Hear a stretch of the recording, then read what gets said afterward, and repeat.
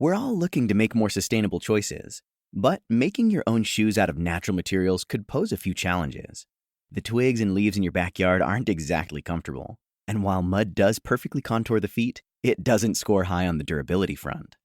But thanks to Allbirds, you can skip all the backyard experimentation. At the Allbirds Innovation Lab, they're doing all the sciencey stuff, like research and testing to create shoes from natural, sustainable materials. And their innovative processes mean using less of the bad stuff and more of the good, while making shoes unlike any other. Like the Plant Pacer, made with 100% plastic-free plant leather. The Tree Dasher, a running shoe made from eucalyptus tree fiber. And from sugarcane, they've made the Superlight, their lightest shoe ever by weight and carbon footprint. It's not rocket science, it's shoe science.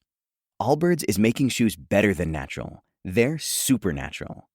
Find your perfect pair at allbirds.com today. That's ALLBIRDS.com.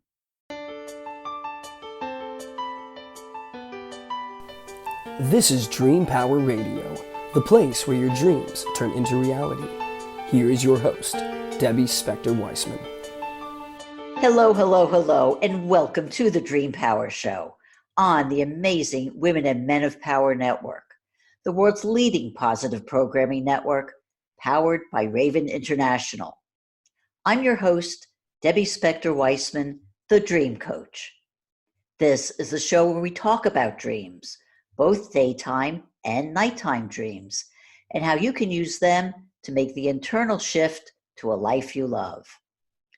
And as always, I am here to help you understand your dreams.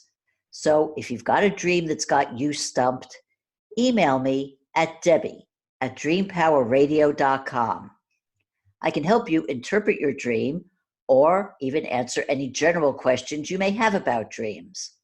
So again, you can email me at debbie@dreampowerradio.com. Picture this scenario. You've had a profound aha moment, maybe from a dream you had, or maybe from some interaction in your life that's left you with the realization that you're not living the life that you really want to live. The question is, what do you do about it? Do you have a pity party with yourself and lament the bad breaks life has given you? Or do you step up and take the actions that will lead you to success? If you want to live your dream life, of course you choose the latter. But where do you start? For answers, today we're going to turn to my special guest, Chad Cooper. Chad certainly knows a lot about success. As one of the nation's elite lifestyle coaches, he's guided celebrities, athletes, and top corporate officials to reach and stay at their highest levels. And he stretched himself to personal triumphs as well, as an Ironman athlete, devoted family man, and humanitarian leader. He's boiled his philosophy on how to achieve your goals into his book, Time Isn't the Problem: 4 Strategies to Transform Stress into Success. Welcome to the Dream Power Show, Chad. Well, I am delighted and excited to get started. Thank you for having me on. Oh, it's my pleasure. You know, Chad, one of the amazing things about you that I discovered when I first met you was the number of items on your personal bucket list you've been able to achieve. And I believe at one point you were aiming for the Guinness World Record for achieving bucket list items. Are you there? I did apply for the Guinness World Book of Records for 900 of the most popular bucket list items to achieve before the age of 40. And they said, clearly I have achieved, and clearly it is something that should be honored, but it was a subjective interpretation of they couldn't come to agreement on what 1,000 bucket lists, what are the top 1,000 and get proper agreement. So they said, thank you very much, keep it going, and we can't give it to you because there's too much subjectivity to it. And I said that wasn't the point anyway. The point was to celebrate and to live life fully. Absolutely. Well, Chad, the reason I started with your bucket list is because I think it best represents your attitude about how to tackle life. Why do you think so many people never even try to stretch themselves in the way that you have? Well, there's so many quotes and things that I could refer to, but I would say that the one that really kind of articulates today is I think there's a need to delineate that the things that worked in the 1990s or even the early 2000s, you could say that Stephen Covey was there, Tony Robbins was there leading and championing, here's the tools to be able to do that. But today we need to recognize that the 9-to-5 job no longer exists. And the ability to say you had to call a home number, and I remember where it was rotary dial. I remember when the first answering, service or machine was there. But let's face it, today we're a global 24/7 society. I have clients in, I think, somewhere between 13 to 17 time zones around the world. And even if we're domestic in the United States, we're at least in 3 or 4 different time zones that we typically see and serve our customers. So we don't have 9-to-5 hours. We are 24/7, open store, always on, always trying to hit in multiple platforms for advertising. How many phones, how many accounts do we have that we constantly feel like we have to check into? So the difference is the world's changed, Debbie. And the question is, have we adapted successfully to those changes? Peter Drucker says the number one problem that we face in our society today is not war, is not poverty, is not food shortage. Our number one struggle is the inability to manage oneself. And so the reason that I have been able to succeed in so many facets or roles in my life is because I've understood the art, the mental and the spiritual and the mechanical sides of managing myself, and then been able to leverage and repeat those tools. So there is a process that we need to do and then connect with the spiritual side in order for us to achieve. And if we can't manage ourselves, good luck with managing your finances or your relationships or your career. Okay, so let's get back to what I said in my intro. Suppose you wake up one morning and realize that you want to shift your life's goals. What is the first step to take? The first step is to really appreciate and understand we all feel called to be born in this world to do something. And the question is do we have clarity on what our life purpose is? I think for many of us, we have a sense. We start doing something and go, oh, will that get me there? But we don't really understand the vehicles that we bring into our life and how those vehicles, like our career choice, our relationship choices, our religious choices, etc., how those specifically are meeting our needs and our wants. So the first step is really to get an understanding of what is my life purpose, to get really clear. Because otherwise, it's just kind of like wandering around in the desert, Debbie, and hoping that you're going to find Shangri-La before you run out of water. But most of us end up starving out in the desert, wandering around lost. So do you have any tools on things people can do to help them figure out what their purpose is if they don't know what it is?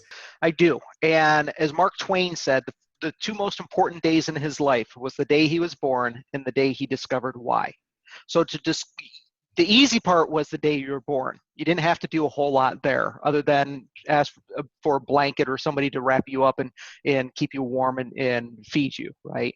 The second part is determining our why.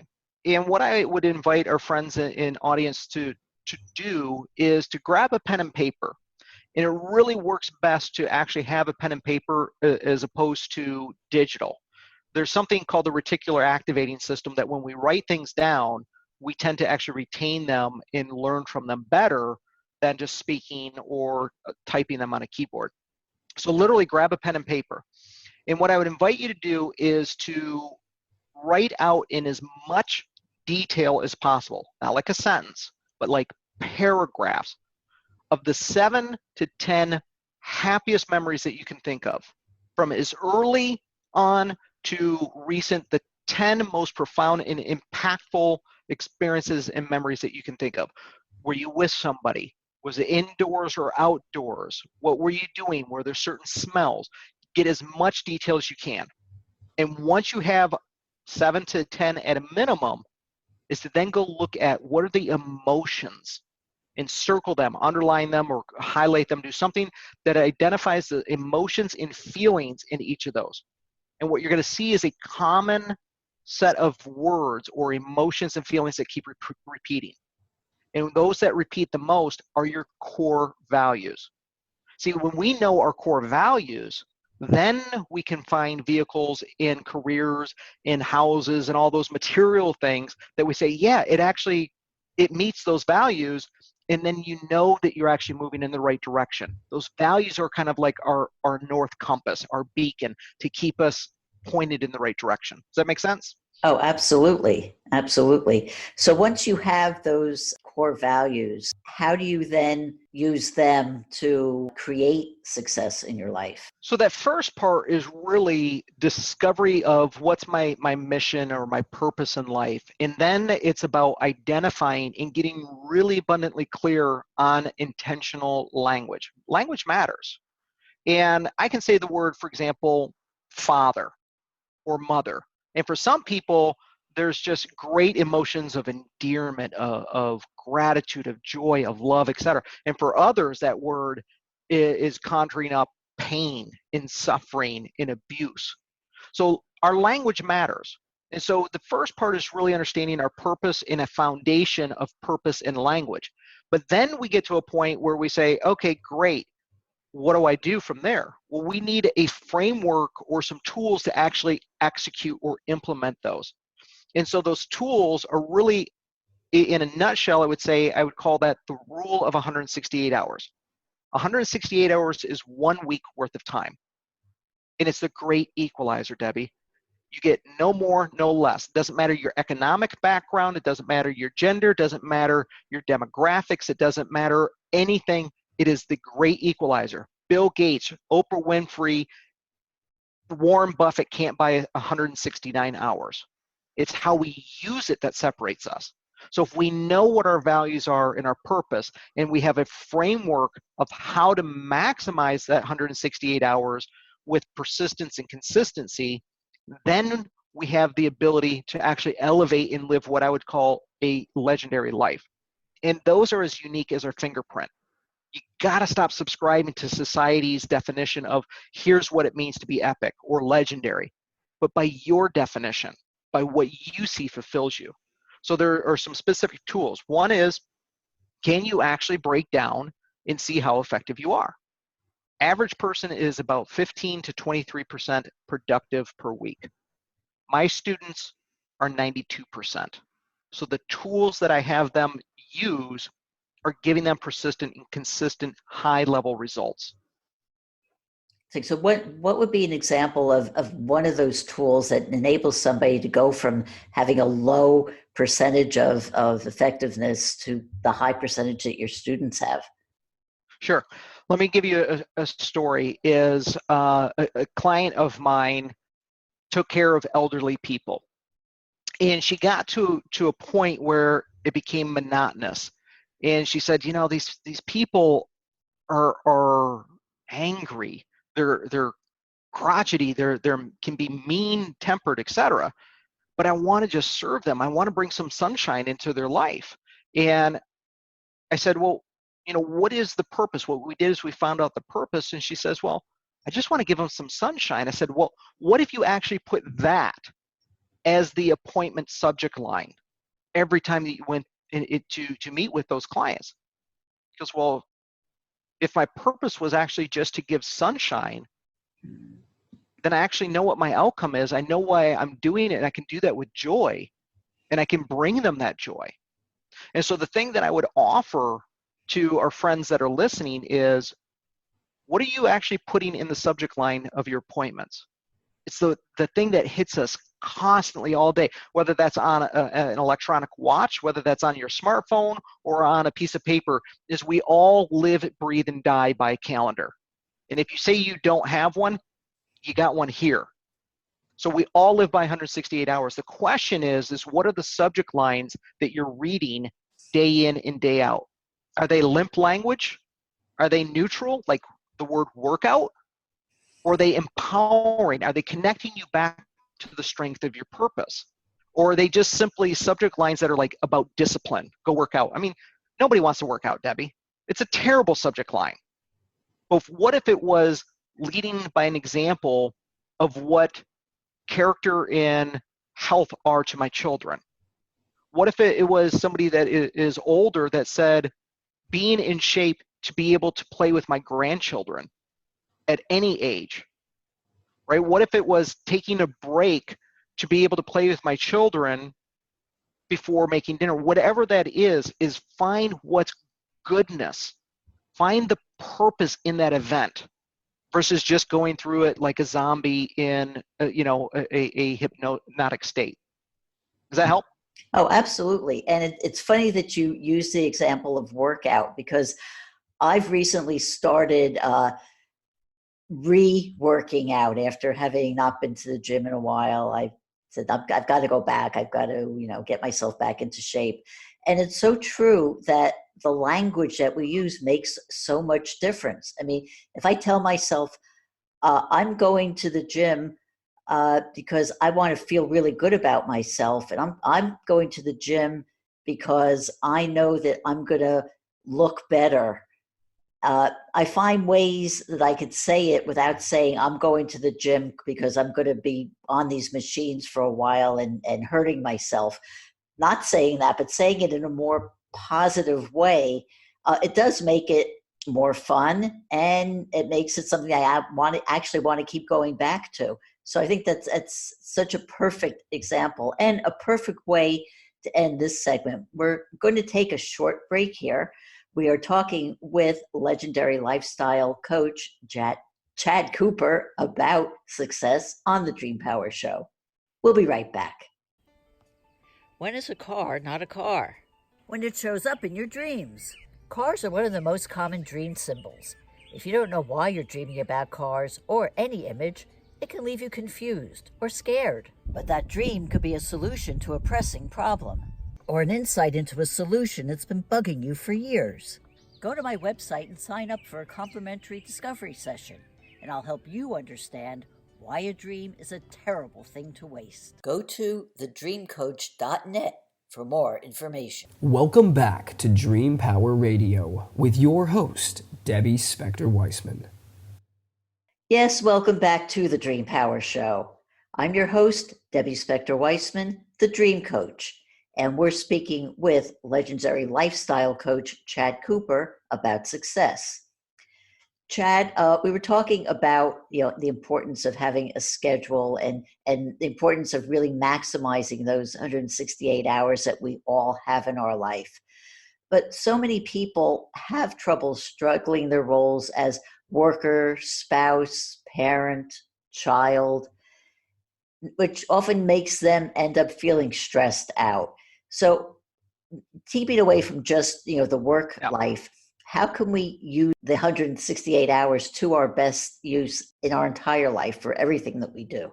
Well, I would say, I think what we've touched upon at this point, saying we need a strong foundation, then we need a tool set or a framework, a system that can support us in a 21st century world, to know that we are 24/7 basically today, right? That more people will come back. It was like 87% of people will come back if they left their smartphone at home versus something like 63% if they left their wallet. So that tells us that we're always on today. But if we fill our calendar with just gotta do experiences or have to do moments, then what we end up doing is really creating a week or 168 hours of things that drain our batteries. And so what I would invite our friends to do is to look at your calendar, 7 days. Just look at the next 7 days and ask yourself, is what's showing up draining your batteries or recharging your batteries? Look at a specific item and ask yourself, does it drain your batteries at the end of that activity or does it charge it? Because the things that drain our batteries are the things that we don't understand what's the purpose. And when we don't understand what fulfills us, we risk being led towards brokenness. And it's kind of like smoking cigarettes today, Debbie. You know that they kill you. You know they compromise your logic for short-term emotional fixes. And only then emotionally do we feel guilty for the poor decision and feel even worse. but there's nothing about smoking that recharges your batteries. So we need to acknowledge that brokenness is a feeling. It's a feeling that we're disconnected. And I think that's really what you're kind of touching on there, is that we want to feel connected. We want to be able to feel like this precious time that we have per week is being utilized wisely. And so we can look at that and say, is this a reflection of me living fully? We have a society that is breathing, but not really feeling alive. So how do we turn that around? Well, it begins with asking the simple question, is this activity draining my batteries or recharging it? And we can neutralize that when we empty our cup and say, maybe the things that have gotten me to this point to succeed are exactly the things preventing me from actually getting to the next level. Maybe I need to take some of the old things and take them out of the garage in order to let that new shiny car come in to fill me up. Mhm. So it's about having a mindset, it's about having a system, and then third, it's about being able to handle the curveballs. Because we can have blueprints, but we know life's going to throw us curveballs, and we need to know how to hit those curveballs in a grand slam kind of experience. Oh, absolutely. Well, one of the things that I think drains a lot of people's batteries is being on their smartphone or being on social media all the time. And a lot of people know, yes, I spend too much time doing this. And yet, even though they know it, it's still hard for them to change that behavior. So, do you have any tips on how to rid yourself from some of these behaviors that do drain our batteries? Well, now you're going to get me up on the pulpit and have me start preaching, Debbie, because that I just wrote an article about this, and it's something I'm as passionate about as the book and these tools. Here's the reality. In the third part of my book is I'm quoted and known for saying, the game of life isn't fair. You have to be willing to play better than the referee of life's bad calls. You could be the most talented individual. It doesn't stop the referee from making a bad call. The question, Debbie, is whether you're going to use it as an excuse to compromise how you perform from that point forward and be a victim, or use it as an explanation to say, I am better than that referee's bad calls, and I'm going to rise above that bad call and show you what I'm capable of. But we're not in complete control of our environment. We aren't the referee in the game of life necessarily. And so we have to recognize that there is a science today that they are deliberately positioning how games are created, how ads are fed to us to addict us. If we look at it as, I'll give you an analogy of the American Revolution, right? The war that we fought for our independence as Americans. We won that because we broke from tradition of inline battle. And what we did is actual guerrilla warfare tactics, small, fast-moving, effective strike maneuvers. Well, if we don't recognize that that is exactly the kind of tactics that are being delivered today in social media, in the news, in journalism, if you want to call it that today, and I'm not picking either side, in the way that we consume information is absolutely to treat us like tobacco addiction. It is to keep us hypnotized and plugged in. So we need to treat it as a precision surgical strike. Just as a surgeon goes in, they're like, oh, well, what are we going to work on today? The leg or the arm? No, they know exactly what procedure they have to do, and they're precise to do it quickly and get out. So I have nothing against social media or the providers of it.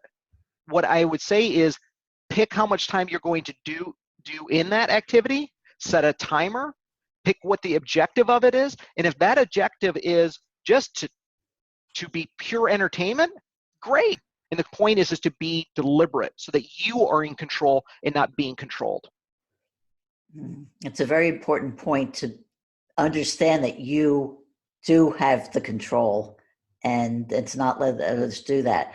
I want to switch gears a little bit and ask you about how your strategies can be used to transform our relationships into what you refer to as legendary relationships.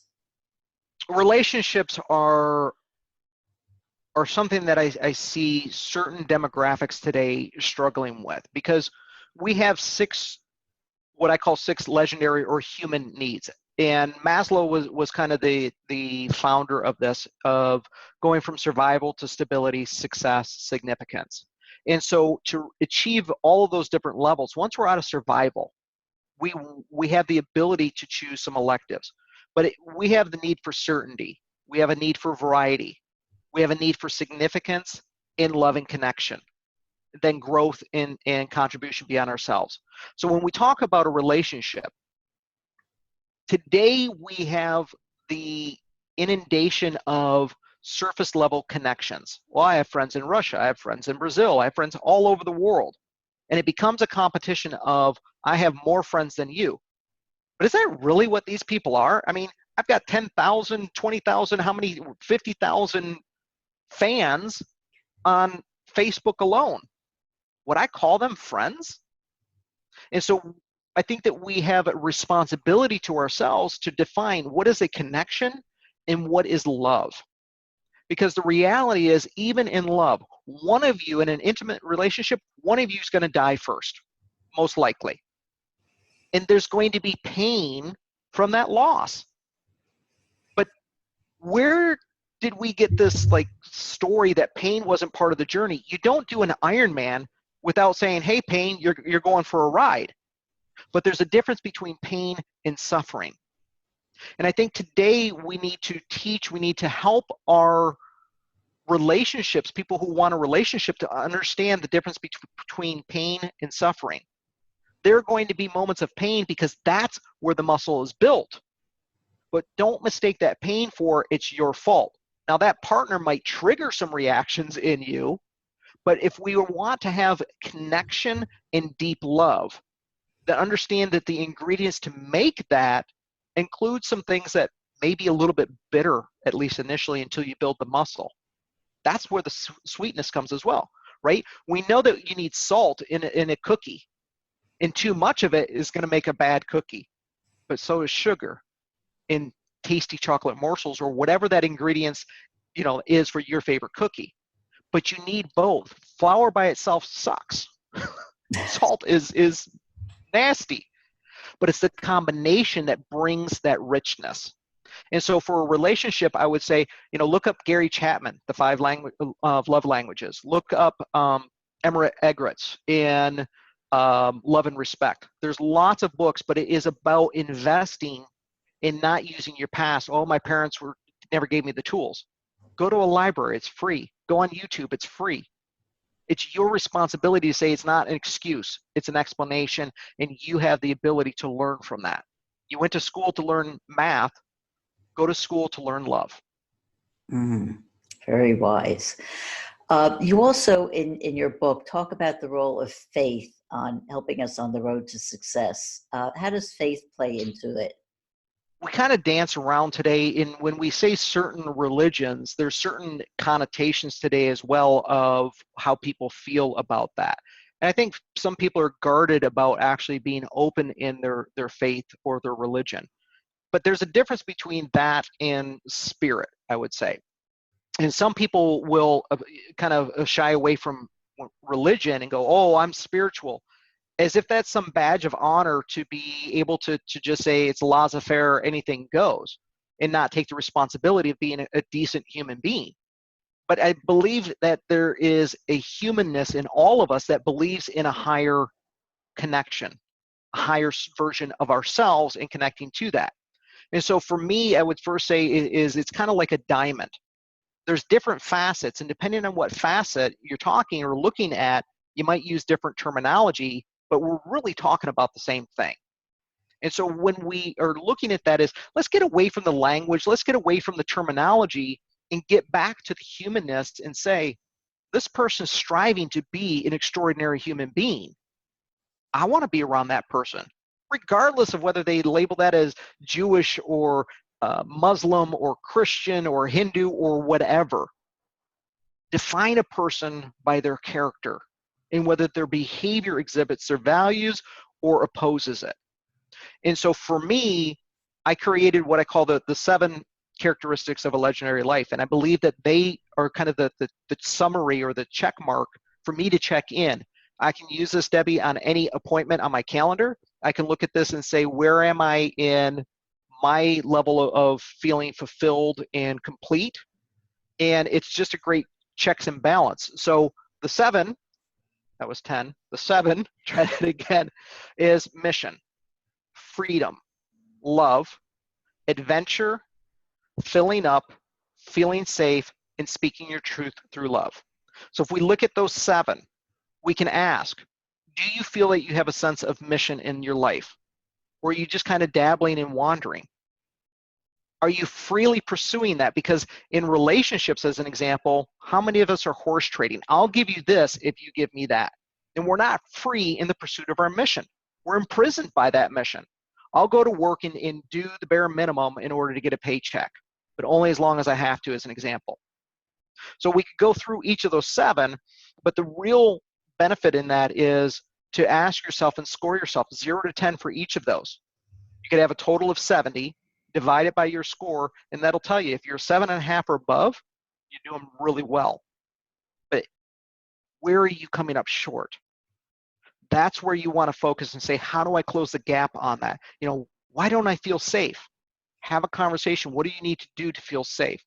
And when we can do all 7, then we can really connect from here and here to feel that our faith and our spirit is aligned and congruent with who we are at our core. Well, Chad, we could be going on for hours, but we've reached almost the end of our program. So my final question to you is, how can people find out more about you and what you do? Thank you for that invitation. And I will say the easiest is just go out and search ChadECooper.com. E is in echo, ChadECooper.com. Search for my name. You'll find me out on all kinds of things. You can go out to Amazon or Barnes & Noble and pick up my book, Time Isn't the Problem, 4 Strategies to Transform Stress to Success. And just check me out and see how I can serve you. I have coaching, I have a 12-week membership program, and I have a book. So I really am striving, Debbie, to be able to serve people at whatever level that they're looking to go. We've been speaking with legendary lifestyle coach Chad Cooper about steps to success. I hope you've enjoyed today's program. Until next time, this is Debbie Spector-Weissman saying, sweet dreams, everybody. You've been listening to Dream Power Radio with your host, Debbie Spector-Weissman. For more information on Debbie or to sign up for her newsletter, go to dreampowerradio.com. This has been Dream Power Radio on the amazing Women and Men of Power Network, the world's leading positive programming network, powered by Raven International.